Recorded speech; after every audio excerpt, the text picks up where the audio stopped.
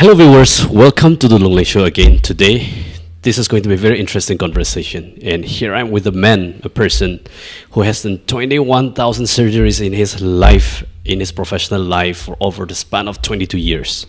Imagine just 21,000 surgeries that he has done. That includes, of course, major as well as minor surgeries. And he's Dr. Deep Ghosh, and he's a doctor practicing at the Apollo International Hospital in Guwahati. So he has just come here to have a conversation on how spine surgeries, and he's orthopedic spine surgeon, of course. He's an orthopedic spine surgeon, and I think this will be very fascinating as to understanding how human spines work and what are the deformities that we see in human life, in human body, and how those can be corrected through surgeries.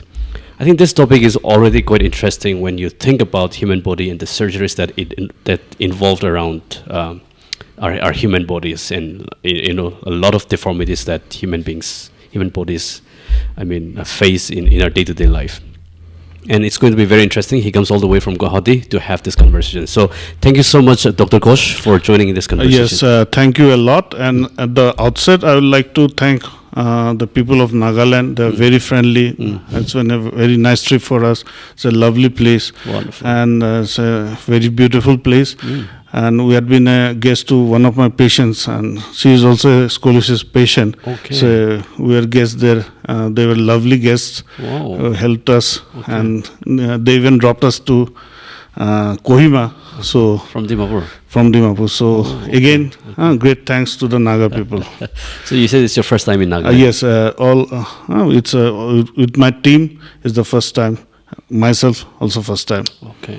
How do you like the weather here? Excellent. Not that what we faced in Dimapur, Right. but when we came here, it was excellent climate, excellent views. But I think the traffic is a bit. It's horrible. I know, it's true. They maintain the lanes. That's a very good thing. But I think you should have more technology instilled.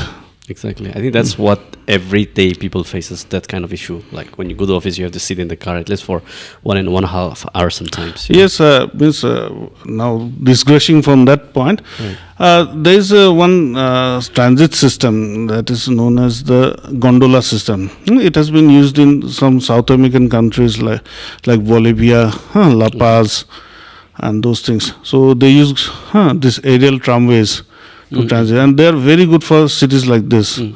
So Right. So I will come back to Maybe, spine. yeah. Okay, that's a good suggestion. Yeah, I'm sure people are thinking. Let's see. So you have done 21,000 surgeries in your lifetime over the span of 22 years. Yes. I mean, is that even humanly possible? Yes, it's possible because we do we work as a team. Sometimes there are 2 or 3 cases or 4 cases. Sometimes there are minor cases, so they add up that way. Right. So those are mostly, like you said, including major as well as minor surgeries. Yes. So you studied. Before we begin, let's set the context. You studied. First, of course, you must have done your MBBS. So I did my MBBS in Guwahati Medical College, Okay. and I passed out in the year 2002. Wow. So after that, from 2003 to 2007, I did MS Orthopedics in Guwahati Medical College. After that, I did training in orthopedics, general orthopedics in Delhi till 2000. It was 2010. From 2010 to 2014, I did various spine fellowships, including fellowship on National Board of Spine Surgery. It's a super specialty degree in spine surgery that I did in Delhi, in Sir Gangaram Hospital. So of all the spine surgeries that you have done, like what were the most crucial or major deformities that you see? Yes, any surgery is a big surgery for me because even if it takes half an hour, if it's 2 hours, but there are certainly these deformity surgeries where sometimes the time period stretches up to 8-9 hours. And preparation time can be 1-2 hours, so it's a huge. It's an entire day procedure. And it's a huge thing mentally for me and for the team, and physically also, because I have to stay all long. So the surgery might take around 6 hours or 7 hours, and the rest of the time getting the patient prepared, position. Then you use neural monitoring, that is put up wires into the patient's body so that the surgery is done safely, and then after that also it takes some time for the patient to recover. So it's a long procedure. That's wonderful. I'm sure the technicalities people will not be able to understand. Yes, surely. Yeah, but I just want to know, as a common man, is it safe to do surgery? Should I not be scared of the surgery? See, at the end of the day, I'm a surgeon, but I will say, if possible, surgery should be avoided. If possible. If possible. Whenever possible, surgery should be avoided. Surgery should be seen as the last resort. And there are certain times when we advise patients that surgery is necessary, but they don't want to have it. So that's a bad thing again. So obviously, nobody wants to undergo surgery. If I would have some spine problem, my first call would not be surgery. Definitely not. I will try to go by the normal method. Right. Then only if I feel that, or when I'm a doctor, I will explain to the patient that this is the time you require surgery. That means you require a surgery. So then if you delay, it becomes worse. Exactly. So of course, that's the surgery is the last resort, and I have to do it, for example. In that case, from your experience and from the expertise that you have, can you tell people that no, don't worry about it, it's quite safe? See, nowadays, whatever technology we have, it's becoming much safer than what was earlier. Okay. So nowadays, we have advanced anesthesia techniques. So those have medical problems like diabetes, pressure, they can be well controlled and they can undergo surgery. Then our sterilization techniques have improved. Our OT system have improved. The machinery in OT has improved. So of that, and we now use endoscopes, sometimes use microscope and loops. So that gives magnification and visualization. So in that way, the risk of surgery has gone down much than earlier. And then in deformity case, it's a thing called neural monitoring. Okay. So it's a very special thing. So what happens in spine surgery, the main risk is about any damage to the nerves, because in the spine, inside it contains the nerves. Now, if the nerves get damaged, sometimes you could have temporary weakness and numbness of one limb, or sometimes even in worst cases, you could have paralysis also. Wow. So it is a very, very rare situation, but it is quite common in deformity. So having weakness and these things is around 4 to 5%. So it's a significant number. Right. In very bad cases of deformity, it could be ranged up to 10%. Okay. It might not be permanent. So in that case, we have this machine neural monitoring. So we wire up the skull, we wire up the entire body. So we pass signal from the brain into the lower limb, and back from the brain, from the lower limb and the upper limbs back to the brain. So that is monitored, and spine sits in between. The signal is disrupted, that means the spine, there is some problem in the spine. What I as a surgeon might do, he is somewhat injured. So that knowledge is very important. So then we can do, okay, this is one thing that I have done, and now the signals are down. That means now I should reverse or try to mitigate that problem. So that adds a huge layer of safety to the surgery. Okay. So it's quite safe, but nevertheless, I will never say that it's 100% safe. I will never say that. Yeah. It will be a total falsification. Yeah. There are risks and complications, but you have to understand what you gain from the surgery and what risk you have. Exactly. See, if you try to cross this road and some mad guy driving a car very fast, he might hit you, and you could die or you could be injured. But it doesn't mean that it will happen every time. And it doesn't mean that because of that fear you won't cross the road. Exactly. I mean, it makes sense. Right. So that way means we have risk, but we have to understand the risk. You have to know what gain you can have with the surgery and what are the risks. And if the gain is much more than the risk, I think the surgery is a preferred thing. I like that argument. You know why? Because you came all the way from Guwahati, and you could have met accident as well.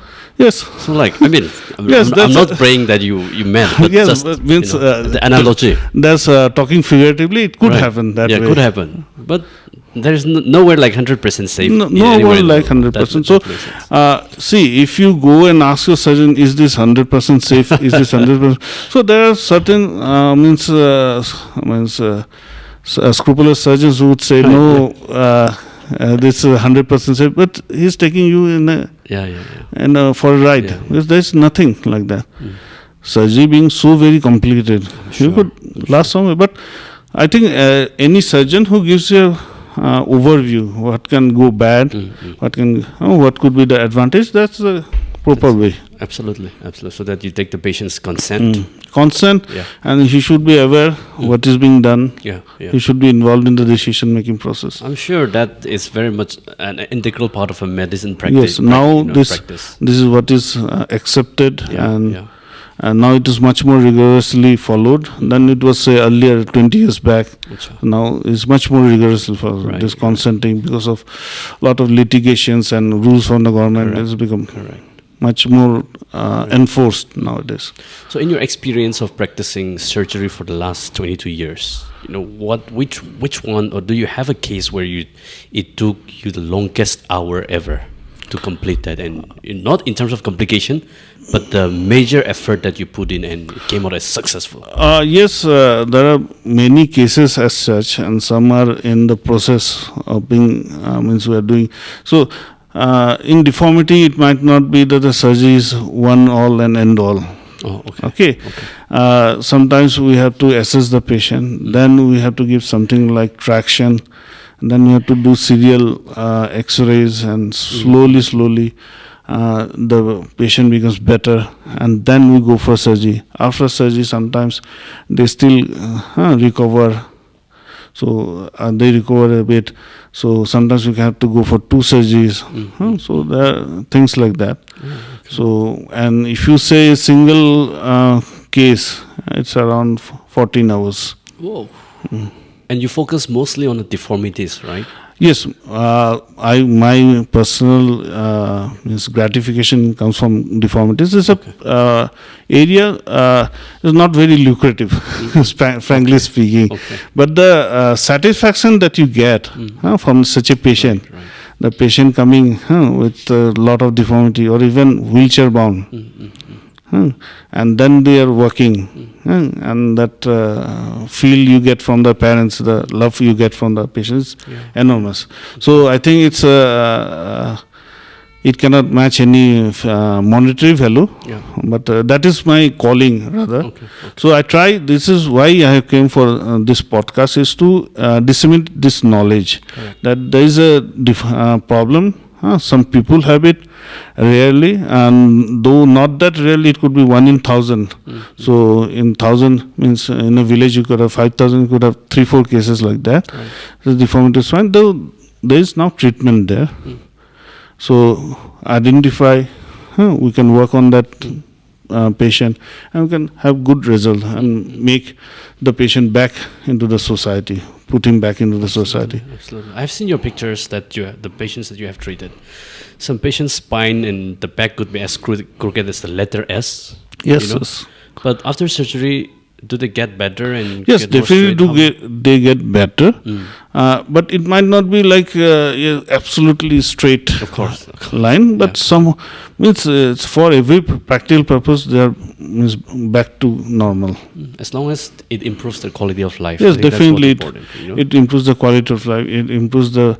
Another great thing is that it mostly happens in young ladies. Oh, I see. So their body image, their means that they have an image of the body that improves a lot.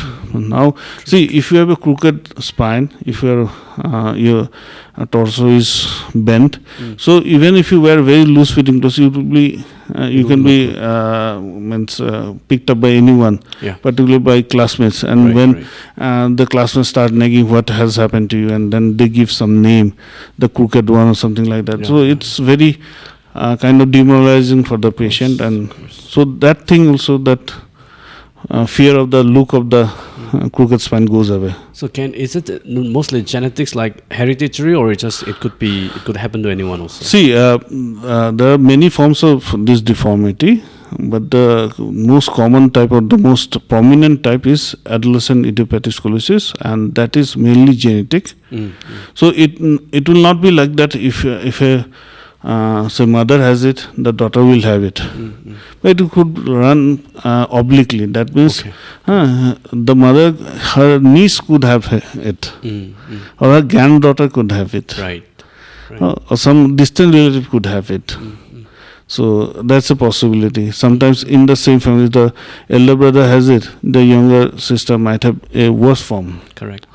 So the elder brother might have very minimal. You need not go any surgery, did not go for any intervention. But the younger sibling, the female sibling, could have a much bigger deformity, worse form. So these are variations, and there are other forms, like you could have this scoliosis from some trauma, some fall, accident. Those are things are there. Even in case of some tumors or some cancer or some non-cancer tumor can also cause it. So there are rare causes. And mainly it's the adolescent idiopathic scoliosis that happens in kids of around 11 to 18. These are the teen, the really growing time, and affects mainly the females. Okay. Wow. So in your experience of doing all these surgeries, like I mentioned, 21,000 plus going on, which is just amazing. If you happen to believe in God, but Bengalis, there are a lot of atheists, but I'm just assuming that you believe in God. When you open people's spine, human spine, yes, can you explain it to me and my audience how beautiful and how intricately created those spines are? Yes, means one thing I have seen that beyond the if you what is beyond the skin is almost same for everyone. It might be some Hindu, some Muslim, some Christian, but the structure of any race, the structure is the same there. So you have this muscles, you have this intricate interplay of muscles, you have intricate interplay of the bones, and then you have these ligaments out there from there. So it's a very beautiful God's creation, obviously very beautiful, very intricate and very balanced way. A lot of things even we know, say, drop of it only. Wow, I know. It must be quite, how to say, speechless actually. What was your experience when you did it for the first time? See, actually, the way we do it is under supervision first. Right. So at that time, it's like because it's quite deep inside. It was a kind of obese patient. So we could not see deep inside. It was difficult because it was kind of one hand length down the bone, so we could not see. So at the time, so later on when I start doing, then we could see more of those things. Right. Muscle. That's just beautiful. I think, and what deformities are mainly caused by, like you say, it comes from genetics, hereditary, and so on. But some people could be hunching and slouching also when they grow older. Yes, actually, see, this has been a big debate among our surgeons. But see, hunching and slouching sometimes might not be due to the patient themselves. Okay, it is how the spine is built. So these are newer things that we come to learn. There are different types of spinal curves: type 1, type 2, type 3, type 4 curves. Some people, they already have that hunch. Right. Inbuilt in the spine. Okay. So those you can, with exercise, you can do some amount of correction of that, but a full correction is not possible. There is something called see, you have your hip and your pelvis. Right. That is intricately linked to your hunch. Okay. Those who have abnormalities there will have a hunch. So it's not that simple that the person is lazy and he is sitting hunched. No, that is not. I think that's a very wrong take. If you see scientifically, it's mainly means the way the spine is built. On top of it, you can help somewhat to keep your posture better. So it will help in your back. The backache. Everyone has it, I think. I have it. You have it at some point of time. So that decreases if you maintain the posture. But you cannot be very kind of zealot in it. It's not possible, because at the time, if you are going against your natural curve of your spine, you could do more harm than more good. Still, if you have some improvement with your posture corrector, etc., you can use it. Okay. But Yes. as from scientific point of view, yes, you can use it, but you might not have that amount of correction. Sure. Because that's how you are built. That's how we build. But yes, if the patient is elderly and their spine starts bending up, then that posture corrector helps. And Okay. not in very young patients. Yeah, some people, without putting any effort, their posture is straight and upright, and they don't put any effort. But some people, even after putting effort, nothing changes. So you can you can change by very few degrees that, and other thing is that you have to make entire body fit. Yeah. So if you have a fit body, it's much better. You can lift things, and be careful while you lift things.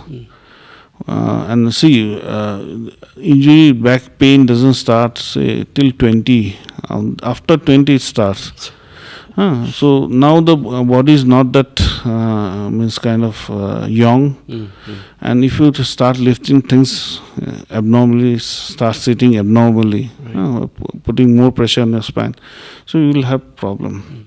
But on top of it, you have a genetic background. That's a thing, because it has been studied in studies that if you have identical twins, they will have the similar type of, they might be in different cities doing different jobs. They will tend to have similar type of spine, similar type of slip disc in similar levels. So that underscores the how genetics work in it. So in your career of doing all these surgeries, there would, in our society, you are the one top percent who has the knowledge of spine, how it works, and so on. So how do you care for yourself, knowing fully well, or See, it's a kind of what I feel is kind of deal with the devil. Right. I keep on saying, sitting more than 1 hour at a time is difficult, and it's bad for your back. But sometimes in OPD I might have to sit for 7 hours long, constantly. So that is life. True. So it has to be improved, but that way sometimes not everything can be done. So what you're recommending is don't sit for more than one. Don't sit for more than 1 hour at a time. Don't stand for more than 1 hour at a time. You could do it, but sometimes if you have back pain, if you are prone to having back pain, and if you do it, you will have more back pain. Okay. See, it's because of sitting, the disc pressure. I want to know that now. No, because the disc pressure is the highest. Because in this point, we slouch a little bit, the pressure on the disc is highest. And more so, if you think you have dropped a paper on the ground and you are picking it up, that is the highest pressure. Pressure on the disc. So there are bones and there are discs. Discs are like tires. And the tires have air in it. Here you have a liquid disc in it. So that liquid gives you some movement of your spine. Otherwise you will be very stiff. If somebody calls you can't see back. So that gives some movement. That gives some protection from walking, the shock absorption. Shock absorption. But that is the main culprit for a lot of things. You have this back pain, you have this slip disc, all these problems are on this. So that's a very weak part how God has made. So, and this weak part sometimes causes problem, and particularly if the disc pressure is high, it starts problem, like it can leak out. It leaks out in the front where there are nerves, and then you start having leg pain, back pain. And this is the problem with slip disc. Now, If you see now coming more from this creation part to the scientific part, see, we were initially quadruped. That means we used to walk on 4 limbs. Slowly, we went up, and we are straight. So in animals, those who have 4 legs, these mammals, their spine is not that pressurized. Correct. Now when from chimpanzee ape to and we have become humans, we are now standing erect. Now we have more pressure, so that is why it fails so much often. So there are certain sometimes people ask me, why did I have this slip disc? So there are a lot of answers in it, and one of the things that is how we have changed from being a we have evolved from a 4-legged animal to a 2-legged animal and standing erect. So it's some kind of you can say payment we are making for being erect. Some kind of tax we are giving. The risk. Okay. Well, that's beautiful. That's a new knowledge for me as well. Thank you so much for shedding light on that. Wow. So people have to go to the gym to do all that work. So are you also saying that if we gain more weight, does it also put more pressure on our spine? Yes, it has been seen that if you gain weight, it puts more, but it's not that linear. Okay. Gaining a little weight is better. You have less back pain. If you are very thin, you will have more back pain, more disc problem. Why is that? It's perhaps means when you are very thin, the discs also become weak, the walls become weak. Okay. Till you are a bit not skinny, a bit obese, is okay. Once you become more obese, then you will have more pain. Okay. So it's a sweet spot. Well, that's interesting. Last year, a few years ago, I took my mother to a hospital and see the ortho, and they said the bones, the back pain, the backbones is now, since getting old, it's getting dried. So you must be talking about that disc liquid. Yes, this liquid can leak out, can get dry. So once it becomes dry, what happens is that now the shock absorption doesn't work properly. Right. So the bone hit each other. Not kind of hit, but they're more. Now they have more impact. Okay. And there are other things like a certain amount of nerves go inside, so the nerves get there. They were not initially there, and they come there and they cause pain. Then you have pain from there are other joints in the spine. These are known as facet joints. Then there are other things like even if you have very weak bones, you start having small fractures. Small fractures unknowing, then you start having pain. And then what happens is that this is the normal position of the posture of the body. With aging, your bones become weak and you start having go forward slowly. Right. You start bending forward. Now, once you bend forward a considerable amount, so see, if you I will say like how can I explain? It's like, say if you put your pen erect, you can perhaps balance it. Yeah. So that goes. Can I have your pen? Yeah. So, or if it's can you take the pen? Or if it's lying flat on the kind of bed, right? It's stable. That's okay. But if you try to balance it this way, it's very difficult. Like in diagonal. Diagonal. So if you are bent too forward, so you cannot balance. So now your muscles have to work more. You are prone to fall more. You fall more, again have more injury to the back. So that's a vicious cycle, and slowly the patient goes down that way. So there's no way to prevent it. It comes with age. There is nowadays a lot of things to prevent it. So, see, what has happened after the year say 2000 is the start of the molecular medicine. After 2000. After 2000. So they have some precise medicines to target those molecules that we need. So in osteoporosis, there's a medicine known as teriparatide. So this has been a game changer. Sometimes it can go over your head, but so what happens is that we target specific molecule known as rank L. I see. So that molecule attaches that and it destroys that. And that is the signal for making your bones weak. Now, if you cut off the signal, your bone becomes significantly increases its strength. So we are basically we are trying what nature is trying to do is put you into trouble. Right. We are trying to Reverse that. reverse that to some extent. Yes, Is so it picking up? Is it working? it's working excellently. Wow. And you have the facility even in your Yes, hospital? yes, even I think in Nagaland also doctors are prescribing it. What is So- it called? You said some molecule, something, right? Yes, it's a teriparatide. Teriparatide. Ah. Okay, we need to Google So that. along. see, nowadays what has happened is earlier the medicine was some small molecules. Now there are large molecules, and if you have a troubling chemical in your body, they attach to it and disable it. Okay. So that has started after year 2000, and there's lots of medicine. In medicine, in diabetes, in osteoporosis, in cancer. So that has kind of revolutionized, and in rheumatology, Amazing. that has revolutionized medicine. Nowadays, they are very costly. The one thing, so that is the big problem, because they are costly to build, maintain, Yeah, sure. and when they have to come by a cold chain like vaccines. Another thing is that many medicines are covered by patents Yeah. by Western countries, and they charge a lot. Sure. And they take their pound of flesh. I'm sure. I'm sure.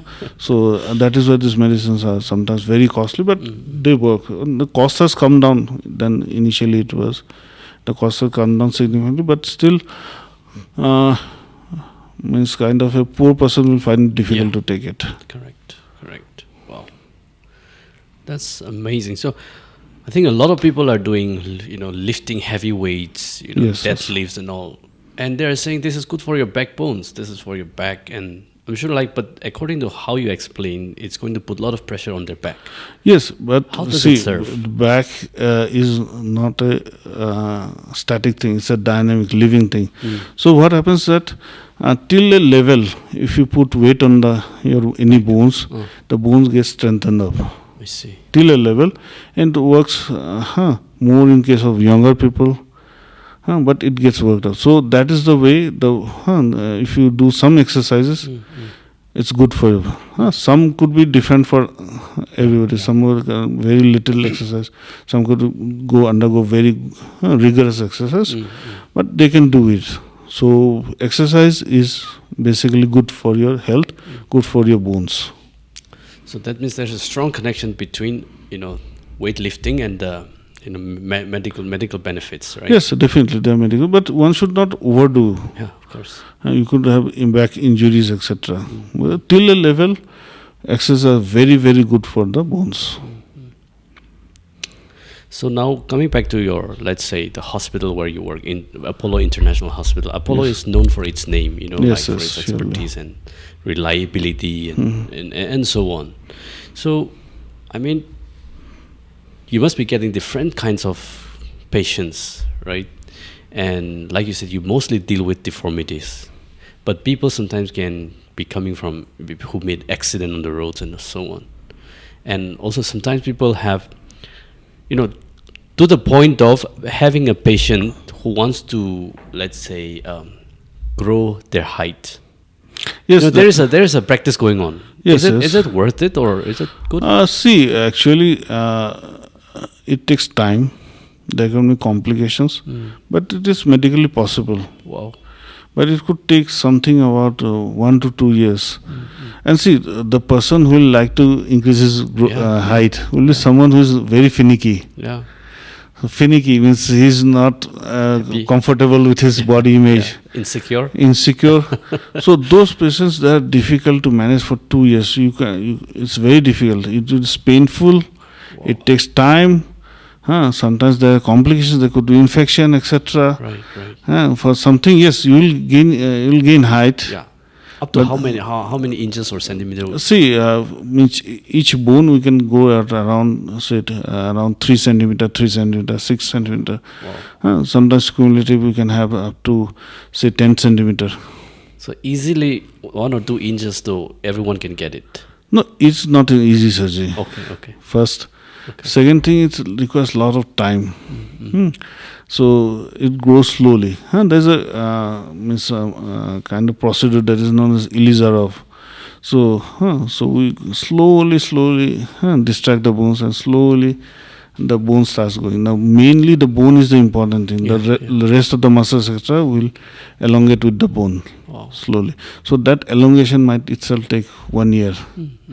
And on top of it, you have to keep it for few more months for the elongation to now solidify. Initially, it's a very weak type of bone. So, and that Ilizarov procedure, you have a lot of wires, etc.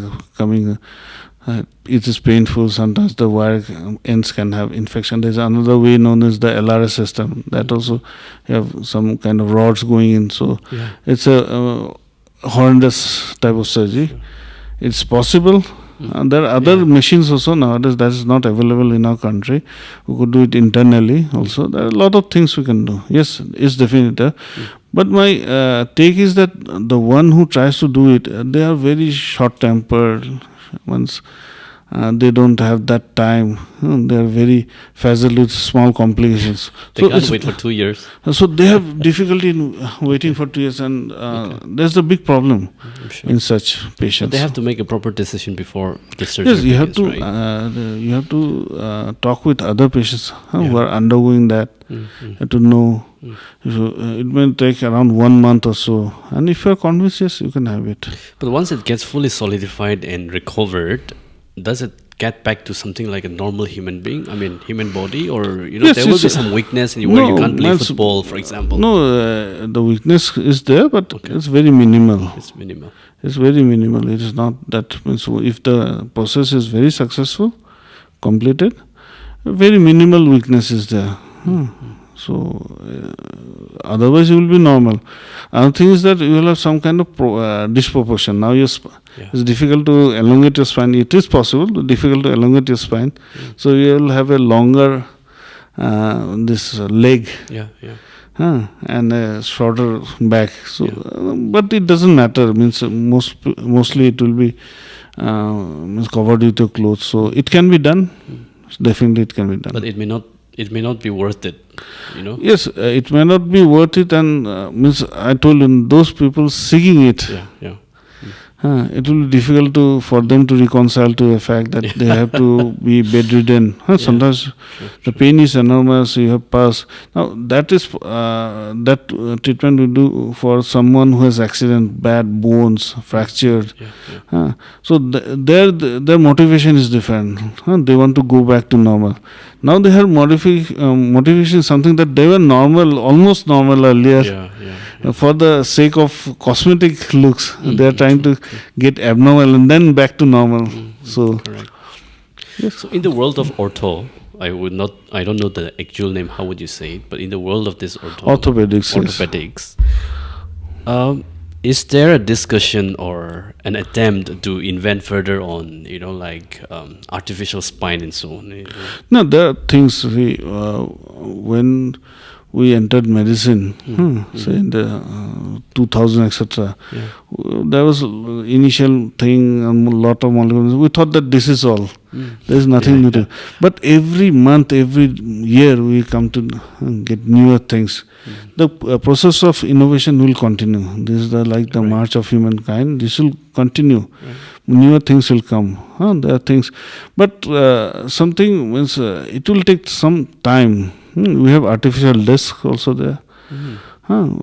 Things, but complete. One of the biggest problem now in spine is that the spinal injury. It's a very big problem. People who have spinal injury and have kind of very severe type of spinal injury, they don't recover. You see, if you have a cut in the skin ends will come together and it will join. Even if you don't do stitching. If you have some injury to the muscle, it will heal. If you have some fracture of the bone setter will do something, but it will, even if you don't do sometimes, they have a tendency to heal. Most bones, it will join together. But nerves, particularly the spinal cord, doesn't heal by itself. That's a big problem. So we have a lot of patients who have injury to the spine. And so once they have injury to the spine, they're kind of paralyzed. Like you might have heard about the Christopher Reeves. the Superman. Acha. He had a accident while he was riding a horse, Okay. and then he was paralyzed from neck down. So his spinal cord got injured at the level of the neck. So there, the recovery is very unpredictable. Sometimes we have seen recovery in few patients, very few patients, but mostly the recovery in most patients are very less. Mm-hmm. So that is a problem. Like we don't have a hold on it. We are still very backward in its treatment because of certain things. There have been earlier there was use of stem cells, but it came out to be of no use. Mm-hmm. Nowadays things are moving fast, and you might heard of Elon Musk. Yeah. He has another company known as Neuralink. Neuralink, yeah. So what they try to do is that if you have this break in the nerve, they are trying to put receiver in the upper part and put a transmitter in the lower part. And with your computers, they are bridging this gap. So some movement is possible. There have been others other than Neuralink also that some movement is possible. This is known as spinal cord stimulation. So that is possible, but it's very experimental in stage. But only that is seems working now. All the other treatments like stem cell, etc., didn't work out, didn't pan out that way. So this is the thing. That may work out, but it's experimental. It's very costly. Things like that, and you might not be having a very very natural movement. You might have something like robotic type of movement. True. But it's better than having nothing. Yeah, exactly. Yeah. So I mean, this conversation has been very very insightful. But what would you suggest to our viewers, for example, if they want to take care of their spine, if they, like not to get deteriorated, but in order to build better? And yes. First, there are a few things. So first, if we start from diet. So one thing is diet is having a balanced diet, having everything. Okay.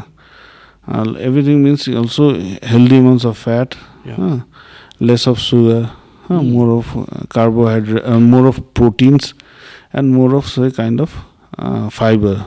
I see. So things like fruits, vegetables, salad, etc. So and then they should be more in the sun. So to absorb, to get more vitamin D, exposed to the morning sun. So this is one part. Second part is that they should have adequate sleep. Okay, sleep is kind of reparative. If you have any injury in the body, this is the night time at sleep, it gets repaired. You have some injury in the back. If you have adequate sleep, if you take adequate rest, you will be better. If anyone has a back pain, he will remember that sometimes it had pain. It had given him or her an opportunity. But he started doing more work, perhaps because of this modern life. And then his back pain became worse. Yeah. So that is the thing. So that also increases the immunity. Fourth is not to have, means to limit smoking. Smoking is very bad for the spine. Oh, okay. Not only for lungs, huh? No, very bad for spine. Okay, it increases slip disc, it reduces the movement, and also have alcoholic drinks in very low quantity, that much. So that is the way. So from the diet, now coming to your posture, etc. Once take adequate rest. If you are standing long, try to take some rest in between. Like those are teacher or policemen.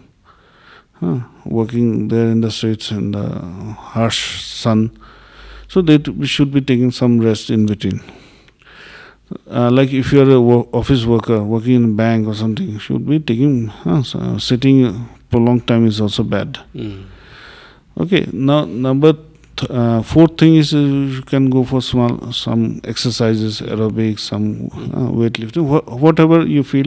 Some people might go for yoga, etc., or tai chi. So whatever you feel is good for you.